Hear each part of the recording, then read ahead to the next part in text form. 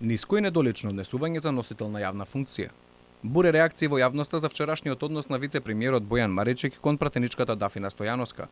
Упатените бакнежи и намигнувања покажуваат ниско ниво на култура, непочитување на жените, но и на самото собрание, институција која го бира и именува вице-премиерот.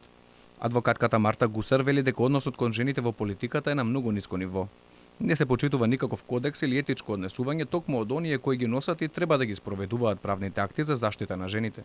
Ако во законодавниот орган, пратениците кои што го носат овој закон, имаат такво однесување и таков родово базиран сегмент наследство врз жена, без разлика дали тоа било на шала или на било што, значи не е битно дали е на шала или е сериозно, ако од таму потекнуваат таквите проблеми, зашто очекуваме дека обичниот народ кој што не ни знае дека не треба тоа да го прави или пак дека постои закон кој што можеби да одговара на во таа насока. Но ова не е прв пат владините функционери недолично да се однесуваат кон пратеничките од опозицијата.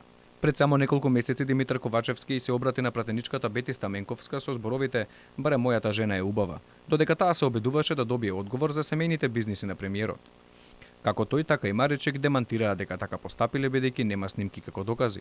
Осврнувајќи се на загрижувачкиот број на убиства на жени во Македонија, адвокатката Марта Гусар додава дека пратениците и министрите се оние кои треба да направат нешто повеќе за да ги заштитат жените, а не со недолично однесување, тие да бидат поттик и охрабрување. Токму тие се треба да бидат примерот за народот. Тие треба да бидат поттикнувач на доброто однесување, на почитувањето на законите, а не на прекршувањето на законите.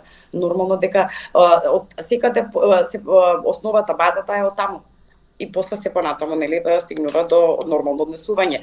Ние не можеме да очекуваме од обичниот народ да се однесува добро, ако во законодавниот орган во владата или било каде кај што се представници од народот нема добро однесување. Лошиот однос и третман на жените во политиката не е нешто ново. Освен што се предмет на вербално насилство, неретко се вреднува нивниот изглед, а не нивниот труд, искуство или знаење. Истражување спроведено пред 2 години од страна на Националниот демократски институт покажа дека над 65% од политичарките искусиле некаков вид на насилство.